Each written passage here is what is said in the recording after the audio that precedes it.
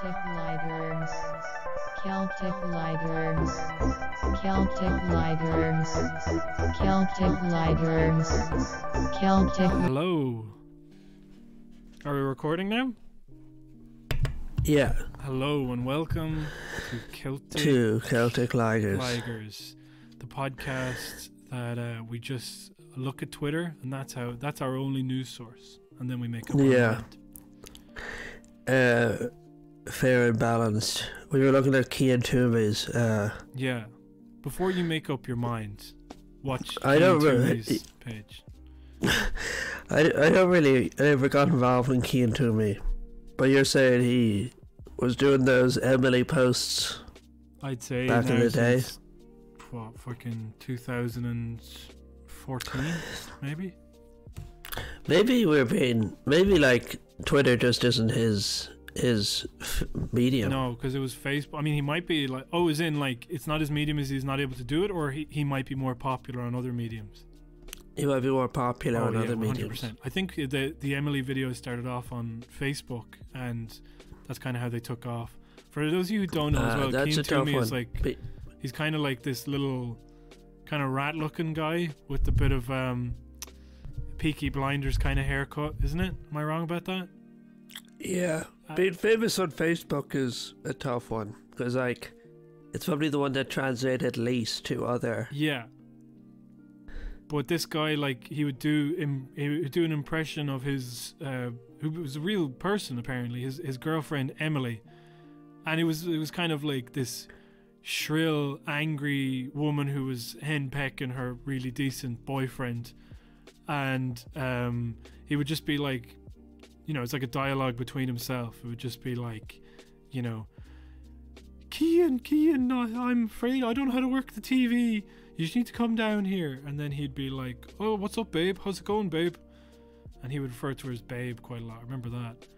And then she would get really angry at him, or, you know, if he was hanging out with like other girls, she would get really jealous and possessive. And most of the videos would end with him going, why don't you go fuck yourself? And he finally grew a pair of cojones. So yeah, I guess he's still going. I saw that he was doing like college shows, that they were hiring him for like rag weeks in universities, and I was wondering what the fuck is that going to look like. And the most imagine if they get him to do rag week, but then he's doing like the iron stomach and all this sort of stuff. Like, yeah, they're just hazing him for like a week. I think like the thing about it is like Irish comedy type stuff. They love those flash in the pan.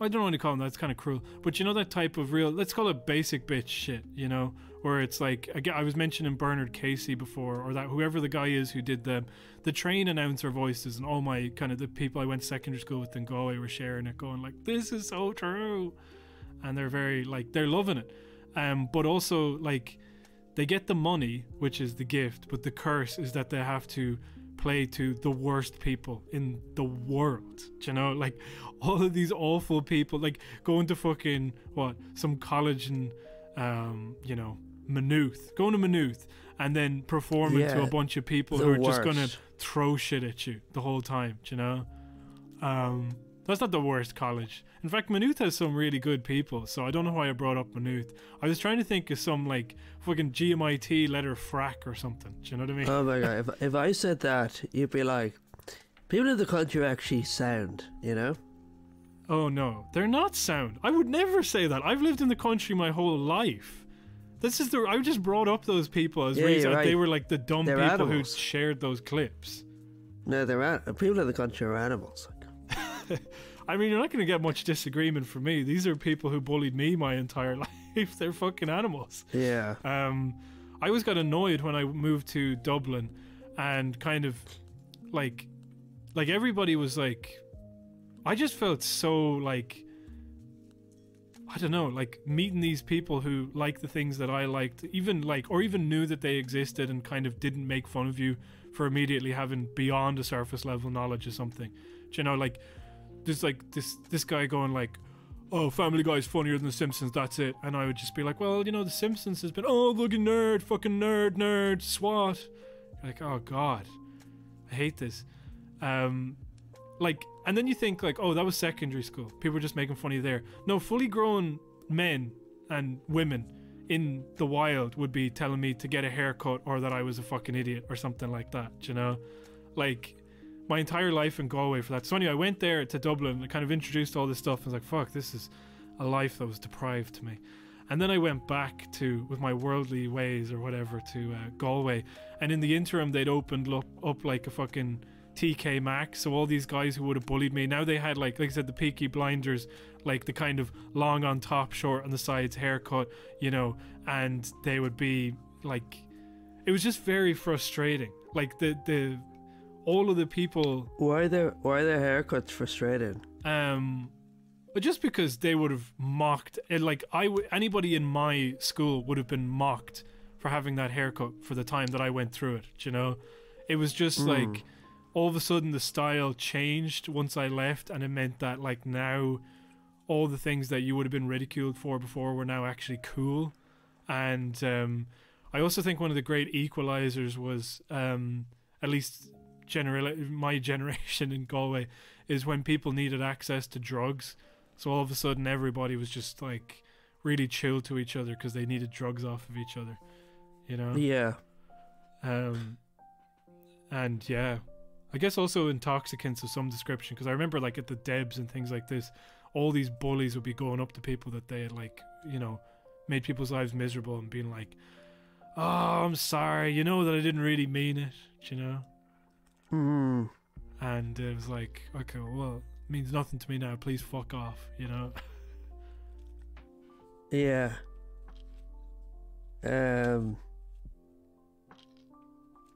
Yeah. I don't know how to relate to this. Yeah. Yeah, you've just lived in opulence your whole life. I remember when I was 17, I went to a style club and I got a haircut. And they give you one of the Peaky Blinders haircuts, but before anyone else was wearing them. Yeah. And everyone just said I looked like Hitler. Yeah, I mean, all those people still look like Hitler, but like, as in like it is a fash haircut, but it's a fucking cool haircut. Unfortunately, I'm looking at it, I was like, man, I like, still it's not think even it looks fash. great. It's just like, now it's just the standard haircut that everybody has. Like, Yeah, if you go to a barber and you say, oh, just clean it up, they'll give you that haircut, and it's just like to varying extremes. Yeah. You know, like Richard Spencer just has it quite long on the top, but like, yeah. any other person just has it slightly long on the top. It's just become the bog standard haircut. They call it like a Nazi haircut, but like also I wonder, is it just a military haircut? Because you look back at like the 50s, not the 50s, well, you know, 50s, 40s, 30s, everybody seems to have had that haircut. Do you know what I mean? Because it's kind of like... It's not even a it's just a style. It's just like completely arbitrary style. A military like haircut the would be military. like a buzz cut, wouldn't it? It'd be like, you know, your hair These shaved days, off. yeah. But in... Yeah. Like, I don't know. Maybe I'm just following too many period piece things. That's it. Because like, you know, in Boardwalk Empire and stuff, they had those haircuts as well. But just because it's a style, you know. Yeah, like, maybe. There's no reason why they had them. Like, most style is just arbitrary, you know. Yeah, yeah. Like, I mean, maybe there was a reason, like, in World War II, I don't think they would have had shears, you know, to cut your hair. Yeah. Just scissors. So maybe it's just easier to do with scissors or something. I don't know. But, like, no particular reason why it was popular. And there's no particular reason why it's popular now. Because it became popular way before Peaky Blinders, you know? Yeah, for sure. I mean, it kind of used to be called like a hipster haircut because it was usually accompanied by like a big beard, and then it was like Conor McGregor kind of robbed it then, and then it became like kind of, you know. But the thing about like McGregor, I always thought he kind of looked like that guy Jadena. Do you know him? No. He was like a rapper. Do you say rapper? Is rapper like anything? Is that just like... What do you mean? Just as a well, yeah, I've seen it here. Rapper. I don't know. For some reason, I was thinking like rapper, or do you say like hip hop artist or what? You know. I think he raps. Yeah. Probably is. But he was doing like he did that song "Classic Man," do you know, and he kind of. It seemed like he was trying to harken back to a kind of. I don't know, like actually, you know, like in Boardwalk Empire, the character of Chalky White, do you know, played by who's he played by again? Chalky. Michael K. Williams. Yeah, like. Now I'm mentioning a bunch of references here because I don't want to come out and say this, but basically, you know, like when you saw like in Django Unchained as well, okay, there's like this kind of post-slavery costume that, you know, like there was very colorful, well-made suits essentially, and you feel like Jidenna is like kind of trying to harken back to that with some of the stuff that he's doing, you know. And then I wonder whether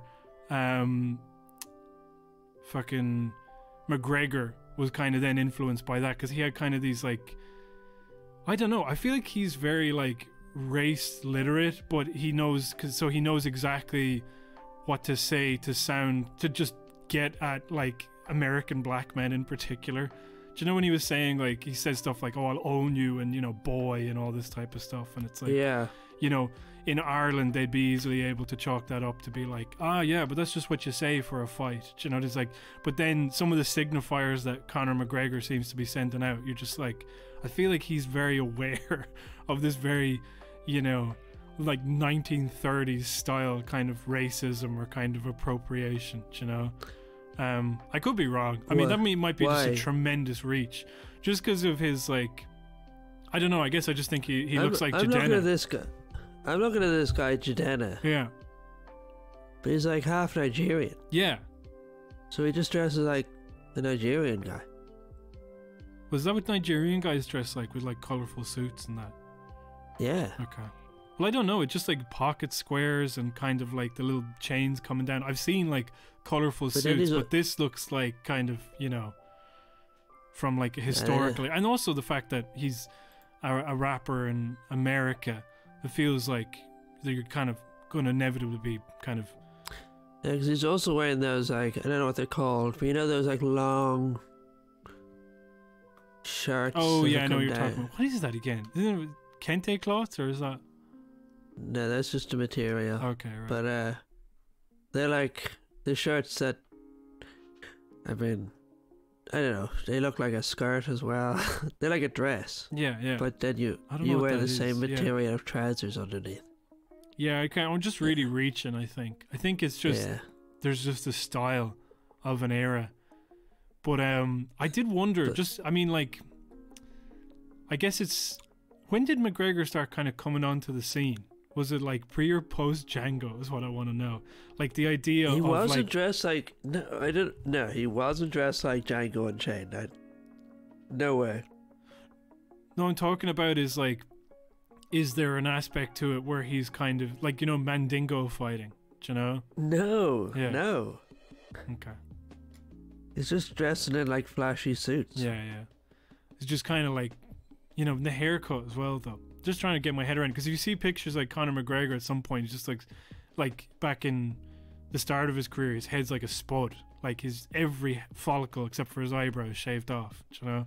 And now he's become like synonymous with like those like tattoos and kind of like longer hair and like I said, in these big long beards. Whereas like you would have been considered a mosher in my school if you looked like that. People would just said, yeah, but that's it, mosher. That's just the style changing. Then, yeah, isn't yeah, it? I know, but it's just like, once again, just incredibly frustrating, because it was like when I was going through Enda's, which is a school I went to, the pictures up on the wall, they would show the football team from like the 1980s, and they had hair down like past their fucking shoulders, you know, all of them, and that was the style. Yeah. And then all of a sudden when I was going through school, it's like you just had to have a complete buzz cut, and if you didn't, people would like pull your hair, throw shit at you, bully you, call you this thing, and it was just like, you know, then I get out, I'm out like a few years, and then you go back to the same place and they all have like these type of haircuts that would have called you like, that would have singled you out as somebody who was like a fucking, like just. But the thing is, people like you and I, if we'd been going to school in the 80s, we would have had the buzz cuts, you know? Do you think that? I don't think I would, because I don't think I... Ah, you definitely would. You'd be such a different... Like, you would. You'd just be like... And then they'd all be like, slapping your head and calling you baldy and stuff, you know? I don't think I would. I think, like, every single time I was like, the only reason I had, like, long hair is just because I was like, I don't really like to get it cut, you know? Yeah, but you would have had, like, your parents would have been much more conservative. They would have, like, just cut it off when you were asleep and stuff, you know? Yeah. Then when my parents, they were so bohemian, they forced me to grow out my hair, you know? So I go to school and be bullied. Exactly. They forced you to wear a dress. Yeah. I don't know. But yeah, maybe you're right. Here, maybe you're right. Also, I would have gone to a Catholic school instead of like multi-denominational. So, you know. Exactly. You would have been a good Catholic. I would have been a good Catholic boy. I would have shaved my head like all Catholics do. They should. Tell you that much. Speaking of another good Catholic. Yeah. I was reading reviews of Obama's biography. Is he Catholic? No, he's Muslim. Yeah. Yep. He's teeing you up for that one. Yeah, thank you very much. Uh-huh. A bat-eating Muslim. Have you read any? Have you read any reviews? I've not read reviews, but I mean, I think you stopped listening to Michael and Us, have you? Yeah. Yeah. Well, Luke Savage has been reading the book for the past few months, 700 pages, very long. So he was, for the past 4 or 5 episodes, anytime they started off the episode, they would be like, "So where are you at?" And like Obama's book, and he's like, "Fucking, like, I'm nearly at the end, thank Christ," you know.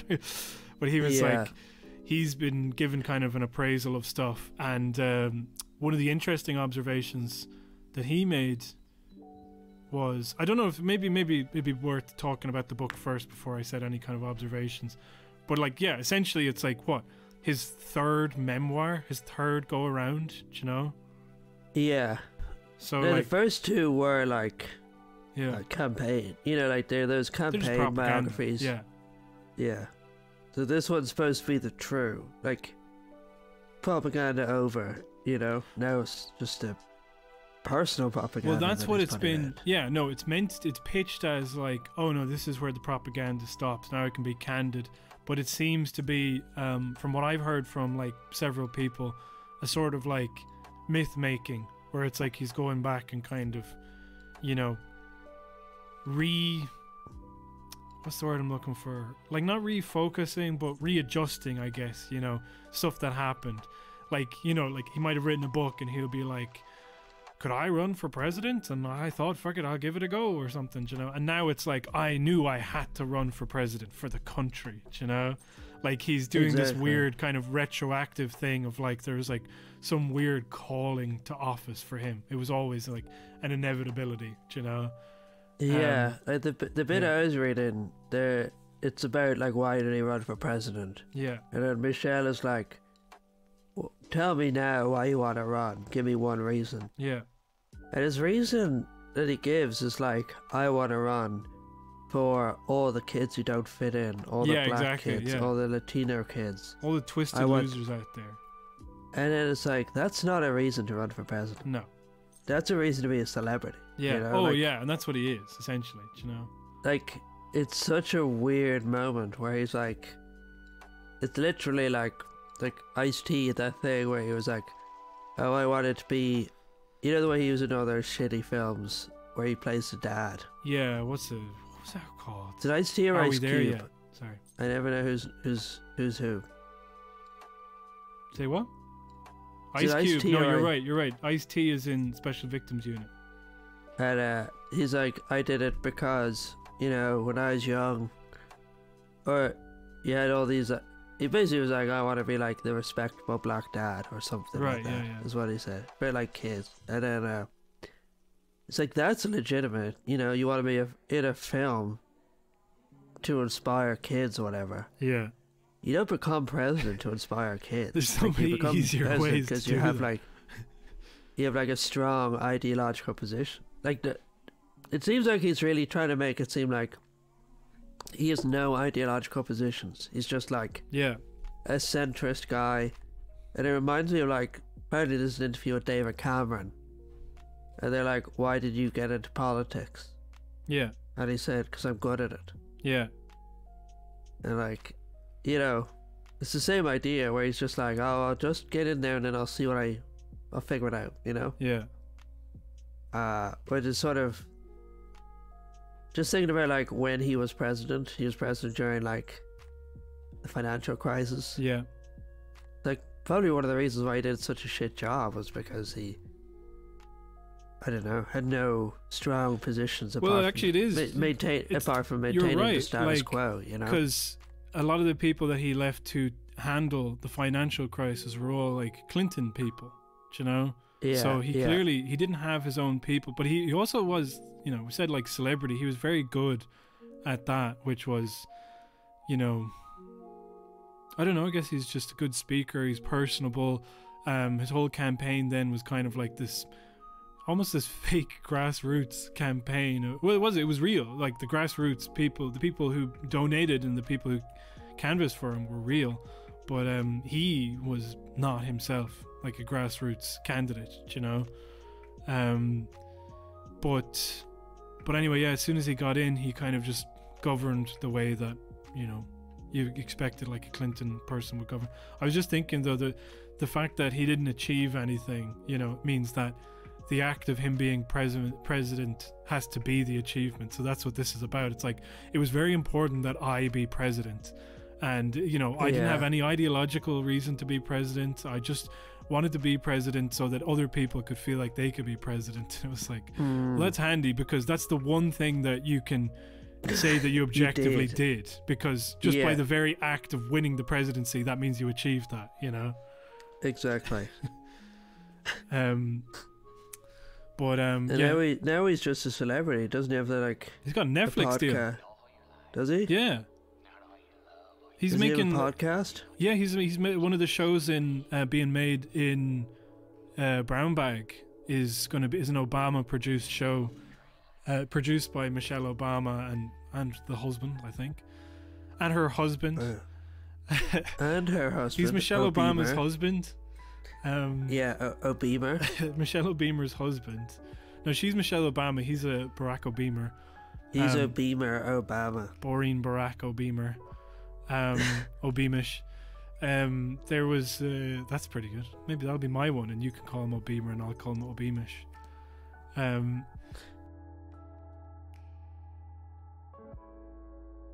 Obama. Another part of the book is where he said that he read like all these philosophers to get laid. Do you remember that? Yeah. And then what was it? I didn't see the issue with that one. Yeah.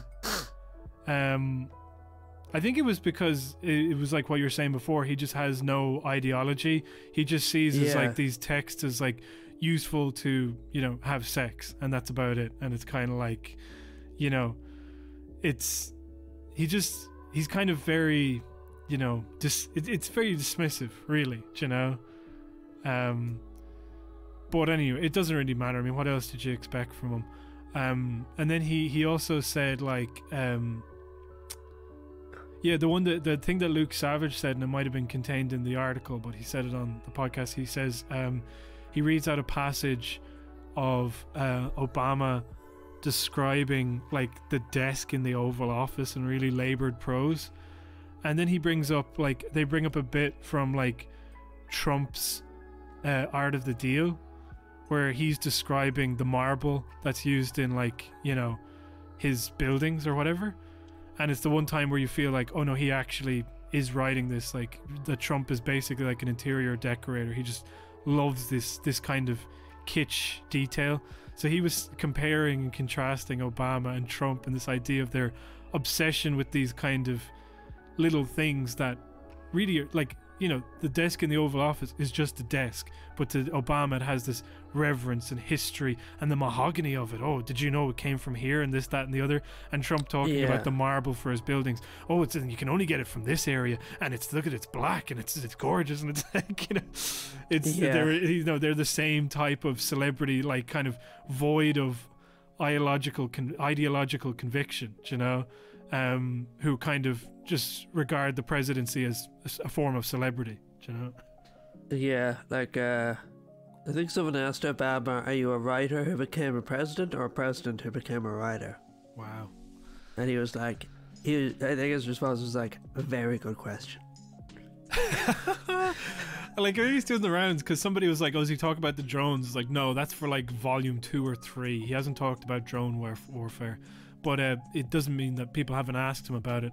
And Stephen Colbert was asking him, going like, oh yeah, what?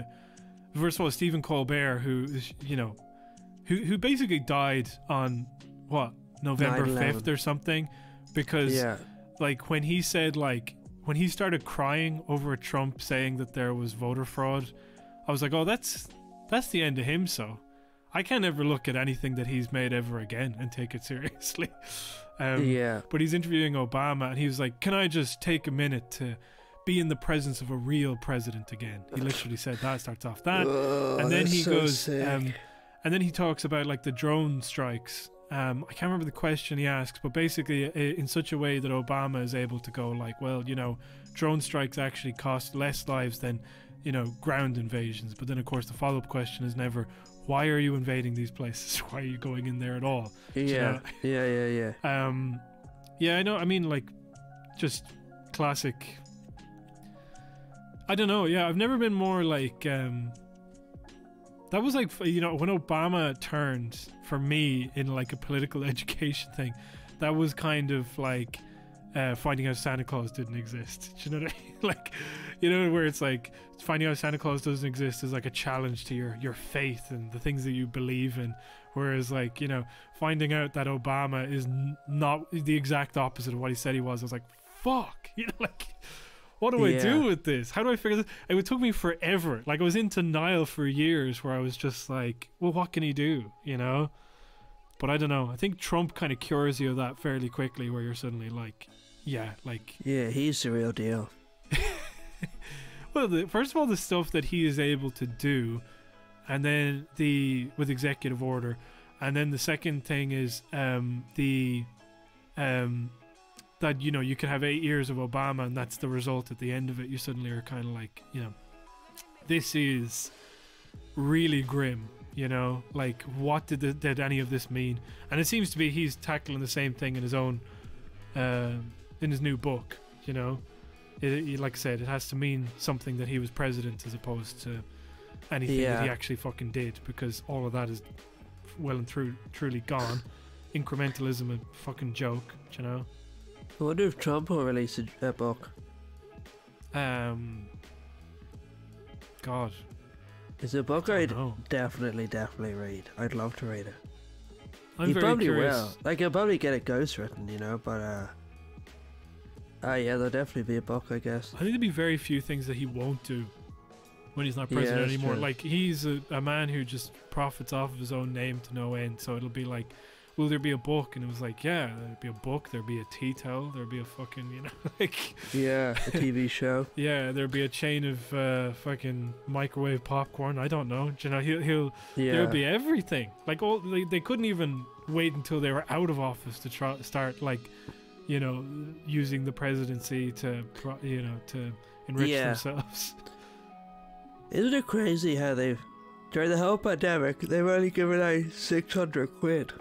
Yeah, no, I thought it was like, oh yeah, doing 600 quid like a week, a month. That's it. It's like, a month. I thought it was a month, and I was like, that's not very much. It's 600 quid total. And now they're arguing over 2,000 quid? 1,200. Well, first of all, it was like 1,200, and then they didn't want Trump sending out any checks before the election with his name on it like he did before. So then they basically fucked up that deal, the Democrats, and then when it came back, it was 600, and then Bernie Sanders tried to get it back up to 1,200. There's all this kind of jiggery pokery that just basically meant that it Then remained Trump 600. wanted 2,000. Yeah, then Trump was like, fuck the Republican Party, let's do $2,000 because, you know, they abandoned me. And then the Bernie Sanders and people who supported this tried to use that to their advantage. But it was it was never going to pass or something. And then there were also some Democrats that pretended they supported when they had no interest of actually supporting it. But I mean, it produced a number of articles that were quite insane about like, no, it's actually a bad idea to give people that much money because they need to work, or you know, we don't want to give that $2,000 to rich people. You know, it's like, I don't think anybody would mind. Well, I mean, like, people mind because they are, you know. But if you told somebody, look, you'll have $2,000, but that other person will get $2,000, it'd be like, I'm drowning here. So, not ideal, but I'll take it. You know. Exactly. Yeah. You know. They don't get any more than $2,000, do they? No, they just get $2,000. Okay, right, fine. You know, give me the money. Yeah. But like, people in the States really need that money, and like $2,000 isn't even all that much. Like, probably won't even cover people's rent. You know? Yeah. It's crazy. No, I mean, I'm kind of gobsmacked by the stuff that's happening over there. Like, we're living in a moment as well where it's like very difficult for me to parse. I think this whole year, the latter half of this year, has been me kind of coming to terms with people just not doing anything and then just kind of insisting like, look, I'm sorry, but there's nothing that we can do. And then good things come about, like, that could potentially happen, and then they vote against them, and they're like, I had to vote against them because good things can't happen. I'm really sorry about that. It's just this weird thing where it's like not to relate everything back to the one book that I'm reading, you know, but halfway through that Haughey book, you know. Oh, amazing. But like, there's basically bits in this book where it's like, it's very funny because I got just past the part where they were like, oh, Charlie Haughey is just playing politics to make people like him and enrich his own career, you know. So the things that he was doing as a Minister for Health, like, first of all, some of these are not particularly good, you know, as in, like, they're not like the massive changes that I believe that society deserves, you know. But it's stuff like, oh, I'm going to, anybody who's making less than $5,000 a year, I guess, or something like that, they'll get free healthcare. Anybody who, I'm going to start up a campaign about hygiene and awareness about, like, cigarette smoking, and then also make it so that cigarette companies can't sponsor events. This is in the 70s, by the way, you know, and put a ban on advertising for cigarettes. And then Elliot Gould. Huh? Yeah. Who is he? Elliot Gould? Doesn't really make sense because Elliot Gould was smoking a lot, you see. In the movie that I watched, The Long Goodbye. So then, not a great film. Well, this is fine. I mean, if you want to watch it, go for it. I say. You said you liked it. I liked it, but it wasn't like a good movie. It was like, I liked it because of, like I was saying, the comparisons between the other adaptations, but ultimately as a movie it didn't really stand on its own. But anyway, so like then the other thing that he did was he made it that illegal to get condoms if you had a doctor's prescription. Okay. I don't know, all this type of stuff where it's just like, whatever, I don't know, I'm not from that time, I don't know how impactful or effective that was, but ultimately doing stuff and being seen to do stuff, it's like, you know, this is how you endear yourself to people, and then how you get elected, and then how you rise up the ranks, and that was understood. Whereas now it's like, I guess since Micheál Martin is Taoiseach, it's like, you know, we've now discovered that actually you don't have to do anything for anybody, you just need to stay quiet long enough and eventually you will be Taoiseach, you know. That's one of the people who was one of the architects of, well, not the architects, but like from the party and one of the people largely responsible from an era of the party that was responsible for the recession, you know. or Yeah. for the bailouts, the bank bailouts, and all this. And now he's up there and he's saying it didn't happen. I mean, anyway, you just get kind of like confused, and you just kind of feel like surely there has to be a point where it's like they can't keep getting away with this, do you know? And now they've like fucked up the thing with the schools, and now we're going back into like just the numbers are insane with COVID, do you know? Yeah. And you're just What like, are they? yeah, I'm just gonna look up what they are. but like 'Cause they're I don't know, like the thing is, I've spoken about this. I said this to you on, but we were listening to the Floating Voters podcast for The Independent, and they said Norma Foley was the breakout politician of the year, and then the Irish Times said she was the best newcomer politician of 2020 because she opened the schools, you know.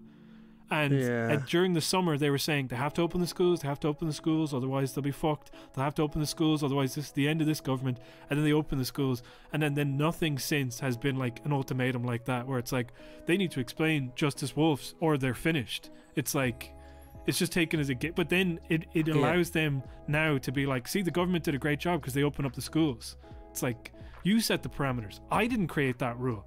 You were the one who said that it would be, you know, they would be a bad government if they didn't open the schools. And then once they met that criteria, you're like, oh no, I guess they're good. It was like, what about all the other thing shit? is, and like I think I was talking about that as well at the time, but like when people were like, they need to open up the schools, they meant like they need to open them up safely. Yes, exactly. And instead they were just like, yeah, we'll open them. It's like, well, did you hear the other part where we said it has to be safe? And it's like, well, you wanted them open, and like apparently there's schools where it's like, well, it's just the advice is, you know, the advice was like either buy those HVAC machines, like the air filters, or just keep the windows open the whole time. And they're like, okay, we'll keep the windows open. And so in all the schools the windows have to be wide open, and they're all wearing their jackets inside, and like children are going to get sick that way anyway, you know.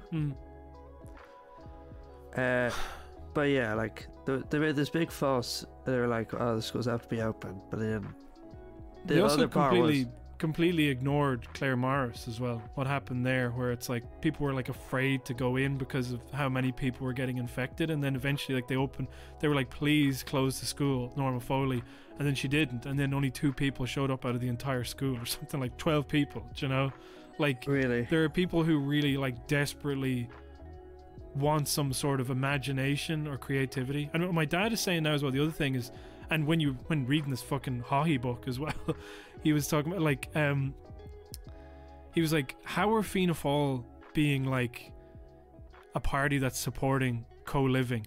How are they not able to make some, like, do the old school shit of their like building and social housing and stuff like this? How come they can't make a case for themselves, even though they, you know, I think a lot of people would agree that they would be worse than, well, you know, would they? I mean, sorry, but like, you know, Owen O'Brien, I would say his plans on housing and his ideas are definitely better than, you know, the old school Fianna Fáil ideas on housing, do you know? But at the same time, it's like, how have you managed to take the least popular part of Fine Gael and make that your own thing, do you know? Like, continue on the co-living, emphasis on the private rental sector, or like buying and owning your own home. Just no social housing, no big mass building thing. It's like, you are the party of developers and people who build, and you can't fucking do this. It's crazy. It's like, I think it's because they've given up caring, and they don't, like, I don't need to give you anything. And then, sorry to keep yammering, but like, you know, Eamon Ryan with cannabis, it's insane. It's like they're like literally like, no, you can't have anything. We don't want to do anything for you. All the things that we said, or, you know, that you know us historically for, we're not even going to do that for you. We're just going to line our own pockets, give ourselves advisors, give ourselves bigger money, pay rises, and just wait for this virus to be over. And then people will say, oh, they shepherded us through the virus. You know, the COVID pandemic. It's like insane. It's insane that people call it like shepherding or bringing you through something, because what that means is that they're doing nothing, do you know? Like, exactly, like something's gonna happen either way. And like, I mean, as we're seeing, like Turley Houlihan and then they're just like, the system is so close to breaking down. Like, But the thing is, we'll never hear if the health system breaks down. Yes. Like, it'll always be this thing of like, it's so close to breaking down. But like, I don't know. You hear stuff like, now, if someone gets COVID, right? Yeah. None of their close contacts have been tested. They're all expected just to self-isolate for 14 days. Yeah, because they don't have test capacity. But to me, like, that's the system having broken down. Yeah. You know, like, that's not functioning system. Yeah. But you're never going to hear that. You're never going to hear like, oh, it's broken down. But like, to me, that is broken down. Well, I mean, that would be, I mean, I'm not trying to be like contrarian or to have some glib, but like that would imply that it was working to begin with. Like it was already like dead on arrival, you know? Oh yeah, but like that's always been the way. It's like there's always been this thing of like the health service is close to breaking down. Yeah. And if you're like, oh well, you have this massive trolley crisis and people not getting seen for months, it's like that is the system breaking down. And if you know, now it's like we're going to see this huge rate of like increase in cancer diagnosis afterwards, or like deaths from cancer, all this sort of stuff, because people aren't getting seen by specialists. That's the system having broken down. Like we're experiencing a health system that's broken down. Yeah. It's not, there's all this talk about like it's close to collapse or could collapse. It's like it has collapsed. Yeah. And the people in there were working very hard to try to, you know, keep it going post collapse, but like we're viewing a collapse, you know. We're viewing a failure of the state to help its workers. You know, the health specialists are risking their lives. Like the state has failed to uphold its part of the bargain there, you know. I mean, like the cannabis thing is kind of, sorry, no, I was just thinking about it. I'm kind of swept up in the cruelty thinking about stuff where it's like, you know, the inspectors being sent into restaurants and pubs over the Christmas holidays to investigate people aren't working while on pandemic unemployment payment. It's like the things that the state invests its money in is like they just like hate the public. Maybe they actually want the public to die. But like the other thing is about cannabis, it's like cannabis is like, you know, you could say like if you were a fucking conservative asshole, that there's just for like these dope heads who just like smoke pot and are on the dole or whatever. But actually, like cannabis is like, we know recently enough, like used in that medicine that your one was having down in Cork, you know, the little girl, you know. Just like there's practical purposes for it, pain relief. There's all this sort of stuff, and it's just like pointless. And also the charges that people are facing over something that should be legal. And it's like, you know, the Green Party, that was like one of their fucking things for years. Like but like I think the thing that's weird about it is like, I was thinking about Eamon Ryan as like a 2008 era Green Party person who should not be leader. He should have been gone like ages ago. But it's like our main thing is that we are able to prop up the government, but our main things are cycle lanes and recycling shit, whatever, you know, recycling bags or services, and that's it. And then the rest of it is up for it. But also within that was also cannabis legalization, you know. Those are like the three kind of, you know. Was that a green well thing? Apparently, according to Lorna Bogue, it was in their literature from like years and years ago, you know. Like it's just like, I've just air quotes hippy dippy bullshit that you'd associate with the Green Party, you know. But it's also like small sort of concessions that kind of assuage, if that's the word, fucking middle class guilt. So that's the reason like a lot of people would have been voting for them, you know. But I mean, like in Galway, I remember that we had like a Green Party mayor, and he was like, he presided over the cryptosporidium crisis when like there were a bunch of cryptosporidium got into water, and some people I believe are to this day still on like boil water notices, you know.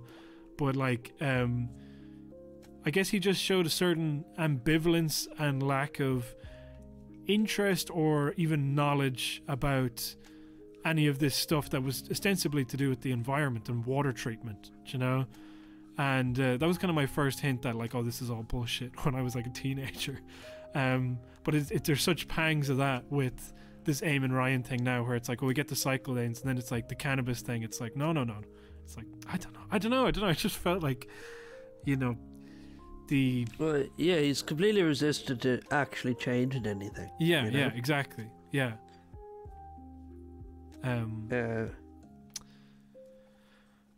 We're at what time are we at? We're at about 46 minutes. We're going to talk about, would be remiss if we didn't mention George Nachenko. Oh yeah. And I want to bring that up because it was an interesting.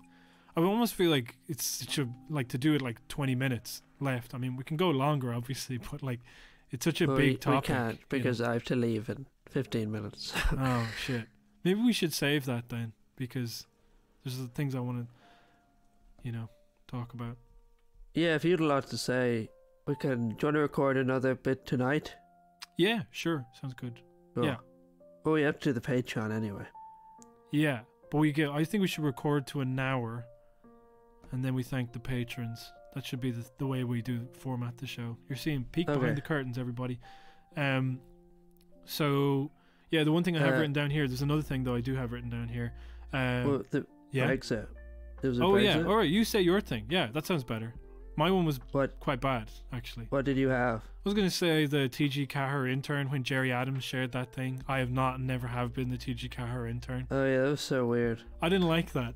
I gotta be honest. Yeah. I was like, there's like, I've been like a defender of the kind of generic, stupid, up the ra bullshit, but the idea of doing like, I don't know if I feel very comfortable with this guy who's like, oh, I'm referencing a time where I was basically like accused of, being part of a paramilitary group and being organized in killing people. And it's like, yeah, the guy's like a war criminal. He's joking about like the stuff he did. Yeah, I don't like it either. I think, and the TG Cahir, and I also don't, I don't know how much of a problem They didn't share it. He just retweeted it. Yeah. I'm just wondering about like, his effort to be like a meme granddad is what I'm saying. This guy who's got like a weird kind of personality on Twitter. It's not like I think like you should be allowed to be weird on Twitter. That's your fucking right. It's your duty. But in this instance, it was like, it was such a weird escalation of the meme granddad thing, and it kind of meshing with something that was like, this is fucking grim, man. This is too real. Yeah. But yeah, there's not really much to say about that. So yeah, go ahead with your, Well, did you watch any of the? You didn't watch Brexit as it happened. No, God, I take it. No, God, no. But there's just some funny bits where like, there's this big fireworks display. I mean, I've seen that. Yeah.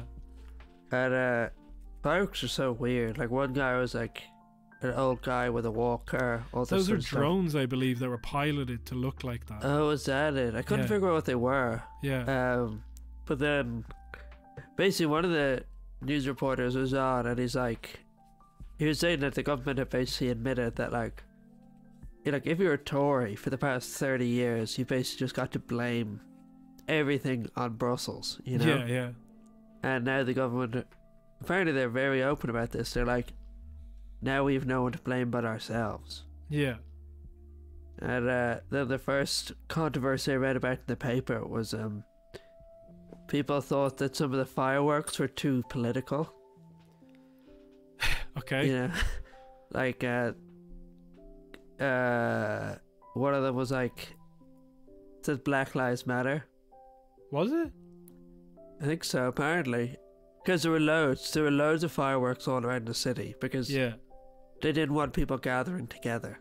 So like, you saw the biggest ones on TV, but there were like loads and loads and loads of fireworks all around the country.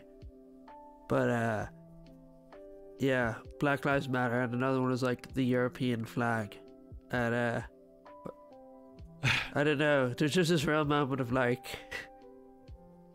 everyone be like, well, we're on our own now.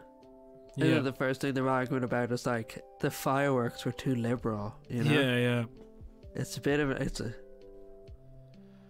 It's just hard to see how they're not completely gonna eat each other alive. Like, you know, it's like they have literally gone insane. Like in England, like I'm looking over there. I don't know. Like you look at something like. You didn't hear this, by the way, because I edited it into the episode last week. But I basically, we were talking about again the Floating Voter podcast, and on it, do you remember we were talking about like the greatest social media the best social media moment of the year, or something like that? Or no, what was it? The best interview, and it was between Stephen Donnelly, Mary Lou, and Leo Varadkar on Claire Byrne. yeah. And I was like, oh, they're going to choose Stephen Donnelly because they're going to be weird and quirky and random, you know? Yeah. Literally, I managed to find a clip and it was like, I just have to choose Stephen Donnelly because it was like something out of the thick of it. It was crazier than the thick of it even. And but the people constantly misunderstand the thick of it is what I'm kind of getting at. Is in like whenever they look at like Boris Johnson and the Conservatives, they're like, oh, it's like the thick of it because it's a comedy and it's got politics in it. And it was like, yeah, but this version of politics was about PR, and they were like particularly going after Alistair Campbell, and like there's a whole section in the thick of it which is like, you know, oh, I love the unbuttoned shirt, do you know what I mean? Or him riding a bike, or him going down and looking like a humble man of the people, do you know? There was all this type of stuff. But now it is like out and out like celebration of imperialism. And you're looking over there and you're seeing this, and I was like, this is Ballyhoo, and the fireworks go up, and it's a big old man. It's an old man. It's an old man. He's got a Union Jack, you know? And it's like, it's just so grotesque and ugly and hideous. And it's like, these commentators are still comparing it to the thick of it. And it was like, no, like, it's not the thick of it. It's something far more like, it's completely different, but it is obscene, you know? You have that correct. It is worse than the thick of it, but it's like, you know, it's insane, you know? Yeah. But like, yeah, no, I even thought like, 'cause there was a point where I wanted to move to London. I was like, I want to go there, and you know, I want to, you know, be in this kind of place where the stuff is happening, and then, and then just seeing what it's become over the past few years has been like, I don't ever want to visit England again. Almost. Like now's the exciting point to not be in London, because like we were talking about how like. During the whole Brexit negotiations, there was no point in discussing them, because who knew what was going to happen? Because no one would ever, like, they'd agree to something, then Boris would just back out of it, or something would change. Whereas now they've agreed to something. But I think the other interesting bit is that, like, no one knows what they've agreed to. Yeah. Except maybe some of the very central people in government. Like, no one's read like, think about it. They signed the agreement when? Like, New Year's Eve. No one's read it. So, like well, now we get to see, like, what they've agreed to. And, like, the chaos. Because they've stuck with this agreement for the next 5 years, and then they get a chance to review it. But, like, now we get to see what Brexit is actually going to do to them. Yeah. No, I'd like... culturally, mentally, politically, do you know what I mean? I wonder like what it's going to do. Like some of the clips you're seeing, and then also some of the responses. Let me just write this one down because I got too many thoughts in my head. But the one on Christmas Eve, the thing was like announced pretty much, and then Tisky Sour, which is a Navarra media show, they did an emergency podcast on Christmas Eve. And they brought on a guy to kind of go through the what was happening in the Brexit deal, kind of the broad strokes. So he kind of said some stuff, and you know what it essentially amounts to is it's like a worse version of Theresa May's deal, and they abandoned two things that they said that they wouldn't budge on. Which is something to do with fisheries, and then another thing to do, or something to do with fishing, and another thing to do with the Erasmus, and then the Erasmus, it turns out, encompasses quite a lot, because there was some people I saw online who were saying like, people talking about Erasmus as if it's like, oh no, the Erasmus, and it's like, this is like some bougie bullshit thing that only like, you know, white middle class people were able to avail of. But apparently the Erasmus covered quite a lot more than I realized. I can't think of them at the moment, but somebody did a thread on it where I was like reading down through it going like, okay, this isn't just college, this is like oh yeah, there's like research grants, people being able to travel over and like, you know, do science essentially, you know, shit Really? that apparently we're celebrating at the end of the year because, oh boy, we managed to get a vaccine quicker than anybody else. I was like, yeah, how the fuck does that happen except by people being able to, you know, research with each other, you know? Yeah, share data. Yeah. But however science works. yeah, that's shit, you know. Test tubes. But then the other one was, the thing that I saw was like, fucking Hugh Grant shared something that people were everyone was talking about, and was like, I feel very bad for this man. And it was a man who had like an eel farm that made 2 million a year, and he was like, I now have a staff of 12 that I don't know what's going to happen. And the guy was like, so you voted for Brexit? Yes, I did. I voted for Brexit. And I was like, and what do you think now? And it, like, he said he thought it was going to be to do with trade and that they would be independent, even though for some fucking reason he like does like 80% of his trade with the EU, and thought like, oh no, we'll be able to argue for better, just because he's literally that imperial in his head. He has had that just beaten into him, like, of course they all want to do business with the British, you know. It's like, Yeah. you're a lunatic. But then the thing he said, like, you know, they interview him, and then, so what do you think now that, you know, with this? He's like, whoa, be careful what you wish for. I want to know what the fuck that means. I want to know what's encased in be careful what you wish for, because I feel like what he was wishing for was like immigrants to go home, do you know what I mean, or whatever, do you know? It's like, he wasn't like, oh, I was really wishing for a better more money with my 2 million a year eel business, do you know? It's like, no, you weren't. You're comfortable enough, you're fine, okay? You were thinking of something else, all right? And you got what you fucking wished for, you dumb. You like. Anyway, the thing that is even more aggravating is when people share it and they're like, oh, I feel sorry for this guy, and like, oh, this guy didn't know and he was duped, and it's like they're signaling to all these people, it's like as a reach across the aisle thing, and it's like, fuck off. Those people can get fucked, you know? Yeah. There's no point. There's no point. Like, what are you hoping to gain from it now? Do you know what I mean? Like, they rejected like Corbyn. They stand. Like I said, 2019 general election was a referendum on Brexit. They believe in it. They want to get it done. You know, they don't care. Yeah.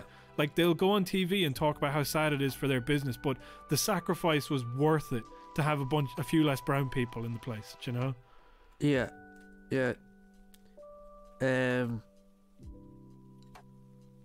Well. Yeah. I know, like,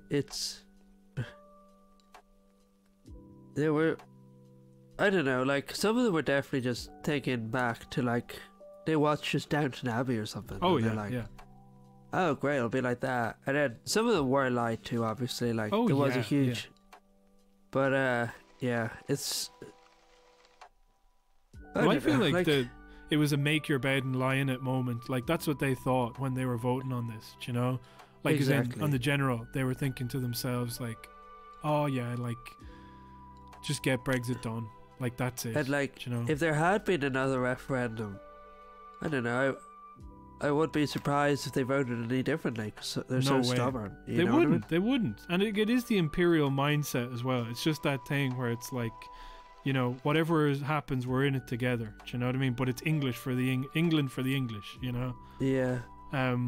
And they keep saying Britain, but like, you know, what is obviously not, you know, England. It's fucking Can you England. imagine being in Wales right now? Yeah. Well, Wales, I think they voted to leave, didn't they? Yeah, they did. No, right. Yeah, they did. They did. But it's like, Wales is the most fucked of any part of Great Britain. Because, like, Scotland wants to leave, you know? Yeah. Northern Ireland, well, it's used to being fucked. And then, Wales is just there, like, well, the weird thing sure, we'll leave. It's like, what I see cool. with Northern Ireland, they're lucky to have you, Wales, you know. Yeah, just the beaten housewife or something. Yeah, they're more like the Richard husband. Branson, you know, or not Richard.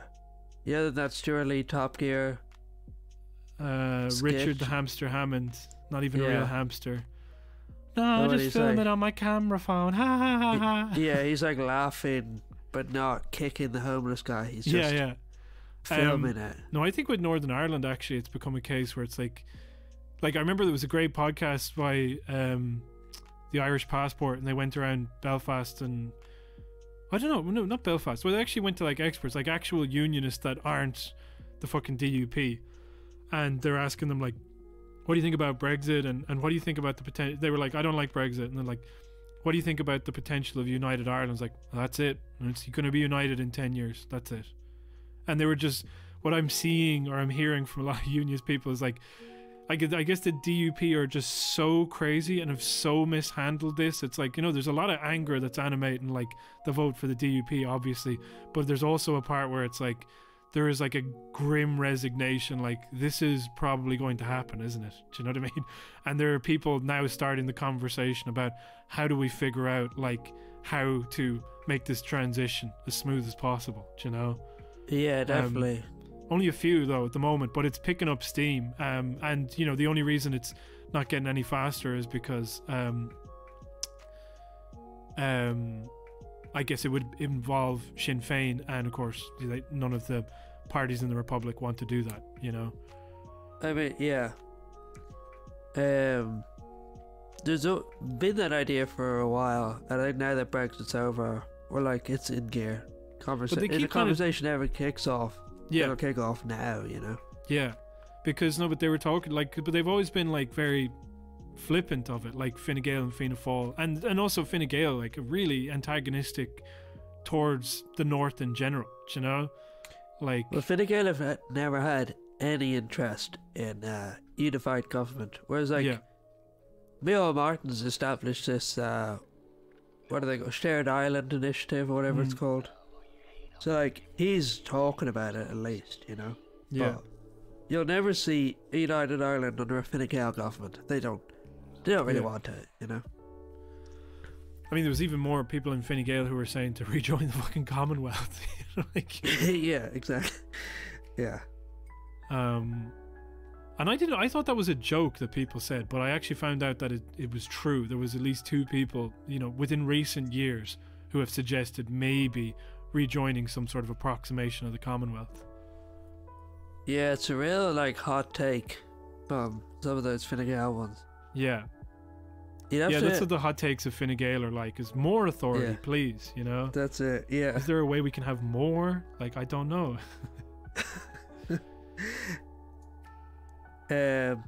Alright. We better thank our patrons. Thank the patrons. So this is where we're going to thank the patrons. If you want to become a Patreon subscriber, go to patreon.com/Celtic Ligers. You'll see all sorts of great stuff, including our year-end roundups, which are actually very good. Sorry, I'm going to stop doing that. They were good. Apparently people are annoyed at me for constantly disparaging the podcast that we record. So you're not going to do it anymore. And I'm not going to eat on mic anymore. Those are our 2 promises. That's our resolution for the year. Yeah. By the way, this podcast is almost a year old. Isn't that crazy? Yeah. If it was a child, it would be drawing a reindeer by now. And that's a little reference for you Boris Johnson fans out there. Yeah. Yeah, we were looking. You were showing that as a picture of Boris Johnson's his son. And they're like, look at this painting he did for his granny who's sick to make her feel better. And it's like, clearly an adult has done this. Yeah. Because it looks really bad, but then on the top you're like, you know, like, there's no way he would have been able to do it. But then on the top of it, he's just mashing his hands with like brown paint to make antlers, and it's like clear he doesn't know what's going on at all, you know. And if they had been like, you know, he does this painting with the help of his dad or something, that would have been fine. Like, you don't have to pretend like he drew the whole thing. Like, people have no expectations of a 9-month-old child, you know. Like, they're gonna be like, that's shit, you know. They're gonna be like, oh, that's nice. No, Boris Johnson's kid has to be particularly gifted. I know, but like, I mean, it's also like, but fucking, does he? Like, who is any like, he has other kids, like. But like the thing that's also like that was in the Telegraph. I know the Telegraph is bad, but like that is like some North Korea shit. That is just so grim. It's like actually a leader's child is very clever. Look at what they're able to do with painting, you know. And this is on this in the Sunday papers. Thank you for reading. Okay, so Patreon. There's good episodes up there. We do a review of Two Johnnies Do America. Stephanie Preisner's podcast, and V for Vendetta. That was a good one, and the Brexit movie. It's all good. You get you get another episode every week, and €11 whatever. There's an €11 tier as well, and you get a personalized drawing. But we're going to stop talking about personalized political cartoon. Personalized political cartoon. I also have another idea for this, which I kind of want to run past you, but I'm going to do it in private. We'll do it later. It might be illegal. Okay. But copyright shit, not anything like, you know, horrible. So wait, one. I want to. Maybe I'll say that at the end. Okay, so what's our theme? The theme is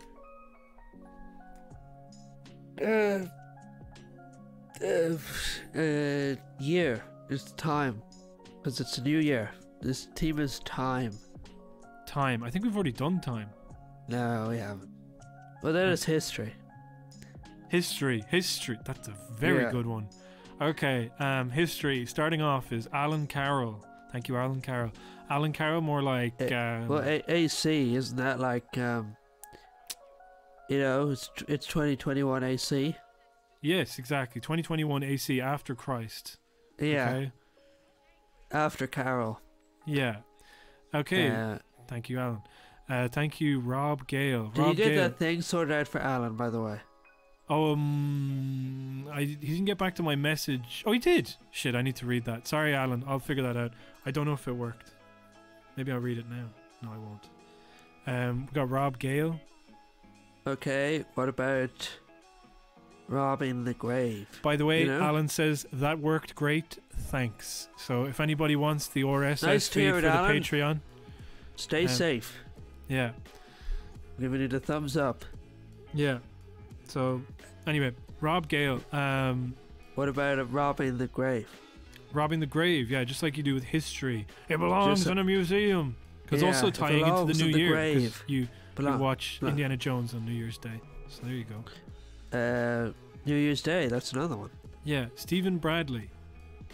What about thieving gravely? Because when you rob the grave. Because he robs the grave. And it belongs to the grave. What about New Year's even... Sadly, because you're sad for the new year, or the old one, you know, if you really like COVID. Okay, yeah, COVID was epic, and I know we're gonna have another 3 or 4 months of lockdown, followed by years of COVID. What? Probably longer. Yeah, these guys are gonna fuck it up. Like, we can't trust them not to fuck it up, you know. That's true. Did you hear in England that, like, you know the way it's a 2-part vaccine? Yeah. And they like gave people the first part of the vaccine, and then they're like, actually, to speed things up, we're gonna delay the second part of the vaccine. Okay. But people are like, this hasn't been tested. Like, yes, yeah. You've already injected me, and now you're experiment. It's like, this is. Oh my god. Yeah. What are they doing? Like, the thing is, like, with the Brexit stuff as well, it's like, don't worry, we'll get the chlorinated chicken back, you know. We'll have, like, you know, untested medicines. It's like, there's all these things that are just reminding you, like, oh, that's what the EU did. Oh, fuck. You know?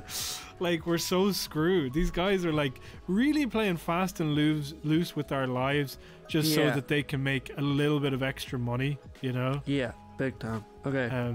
Okay, so the next one is Alison Spittle, and this will be Callus and Whittles. Callus and Whittles, famous first woman to write a penny farthing. Yeah. Yeah. Yeah. And it was a real act of rebellion. Off the Niagara Falls. Yeah. and it was such an act of for the vote, and it was such an act of rebellion, do you know. Yeah. And then she was assassinated, sadly. Yeah, she was assassinated on the way down. Yeah. By New You, sadly. Yes, this is maybe a good way to do this, is to do callbacks, because callbacks are never not funny, because it's like, I remember that thing that you said, but it has to be one from further back. It can't just be the last one we said. It has to be one from, like, we have to bring in Alan Carroll somehow. Okay. But anyhow, and this is because all our patrons are part of the same tapestry of people, you know, that make up Celtic Ligers. Thank you. Richard Zimmerman. Well, that was an easy one. Yes. So easy, it doesn't even have to be said. Like Zimmer Frame, because he's old. Yes, because he's fucking, because old time. And then he rides off to Niagara Falls on a penny farthing. Yeah. Old bitchard Zimmerman. Zimmer Frame. Because he's an old bitch on a Zimmer Frame. Not you. No, he's not the a bitch. character we're painting. Richard isn't a bitch. It's just... Okay, fine. Sorry. Richard, you're not a bitch. So Bridget Purcell, and that is fucking Quidjid. Yes. What? Quidjid. Not a word. Quidjid, because quid is because we used to have quid. Obviously, that was in the past. You know, you'd be like, I have a few quid, like a pound. Quidjid penny. So we still have pennies, but we also used to have pennies. What about penny this? So. What about Quidjid penny farthing? Quidjid penny farthing. And it's been written off the Niagara Falls by Richard Zimmerframe. Yeah, or Callison fucking Whittle. That was it. Zimmerframe. Brilliant. But we still haven't included Rob Gale, or you know what? We need to keep going. So we can't look back, only forward. Yeah. Even though this is about Rob. time. Okay. Milky Fox.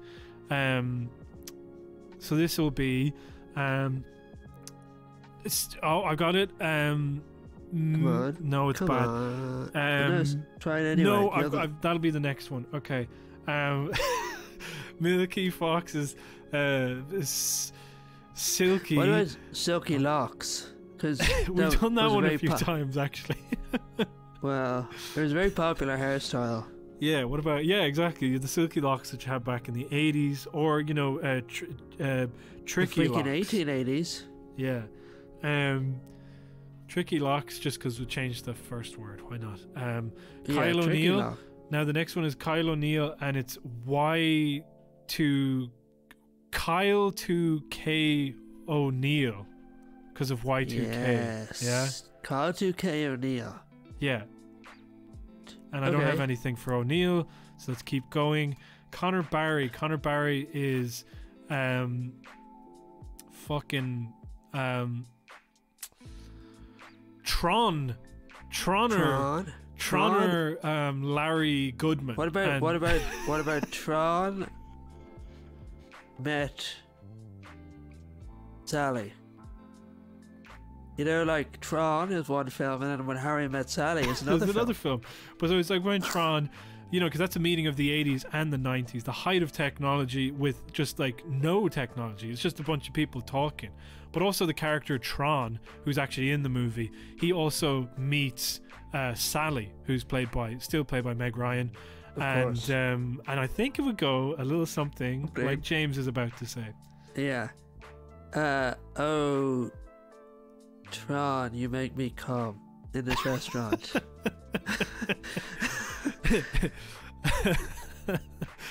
Liam McCartney. He's like, she's like, no robot can just fake, you know, printing out a document. And he's like, no, robots fake. Who was the next one? Liam McCartney. Something with Spartan, probably. But I've already used that quite a lot. What about LiamMc.com? LiamMc.com, that's a perfect one. From the .com boom. Yeah, from Tron. From that Tron contributed to when he met Sally. Okay, I guess. Claire O'Neill. That'll be rare, no, flared What about this? What about this? Ospulon. What? What about aware of the moon on? Yeah, we became aware of the moon in 1982, I think, somewhere around there. Wasn't it like when they say man first started to dream when he saw the moon? Yeah, and that's clear. That's what you your patronage means to us. Now it's Niall McGillicool, and that'll be What about Niall? A penicillin is cool. Yes, okay, yeah, great. Because as we know, penicillin was actually discovered by scrolling up. Some guy, I don't know. We have to keep moving. Okay, Ronan Scary, because the past and the present and the future is scary. Scary, yeah. Niamh Kelly, huh? Yeah, no, go on. Niamh Kelly, that is we have said Ned Kelly before, but we're going to say it again. Ned Kelly is a figure from our history. Yeah. Paulie when Doyle. Ned Kelly met Sally. Okay. Yeah. Paulie Doyle. Paulie Doyle. What about the first ever boil? You know, like we keep doing boils as well. Okay. What about the first ever toil? The first ever person who toiled in the mines. Okay. Yes. Okay. Getting coal or making content, whichever. Joe Joyce. That'll be, and Joe Joyce. Finally, Joe Joyce, our beloved Joe Joyce. That'll be like. Yeah, we love you. We love you, James Joyce. Something like James Joyce. What about Joe Joyce walks around Dublin and talks about his wife's farts, and he's like, "What time is it?" And he's also like wrote a book that people pretend to have read. And I'm not talking about Ulysses. Yeah, I'm talking about Finnegan's Wake. I'm talking about Finnegan's Wake. Well, that was the episode. That was a great episode.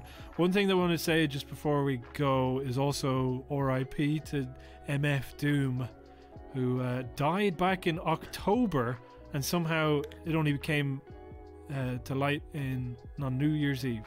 Do you think he's really dead? That'd be funny.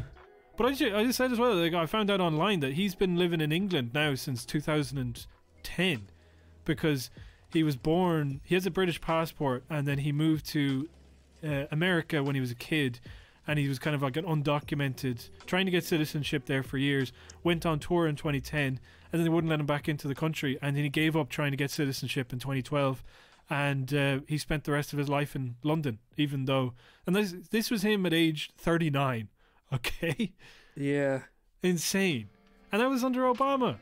Thanks, Obama. Yeah, thanks, Obeamer. Thanks, okay. Obeamish. And also referencing a bit that we've cut out of the episode.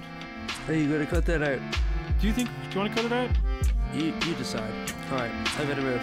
Okay, bye-bye. See you, everybody. Bye. Living off borrowed time, the clock tick faster. That'll be the hour they knock the slick blaster. Dick Dastardly and Muttley with sick laughter. A gunfight and they come to cut the mix master. ICE Cole, nice to be old. Y2G Steve twice to threefold. He sold scrolls, lo and behold. Know who's the illest ever, like the greatest story told. Keep your glory gold and glitter. For half of his niggas to take him out the picture. The other half is rich and it don't mean shit to villain. A mixture between both with a twist of liquor. Chasing with more beer. Tasting like truth for dear. When he at the mic, it's like the place get like, oh yeah. It's like they know what's about to happen. Just keep your eye out like I capping. Is he still a fly guy clapping if nobody ain't hear it? And can they testify from in the spirit? And living the true gods, giving y'all nothing but the lick like two broads. Got more lyrics than the church got ooh lords. And they hold the mic in your attention like two swords. Either that, or either one with two blades on it. Hey you, don't touch the mic like it's AIDS on it. Yeah, it's like the end to the means. Fuck type of message that sends to the fiends. That's why he bring his own needles and get more cheese than Doritos, Cheetos, or Fritos. Slip like Freudian, your first and last step to playing yourself like accordion.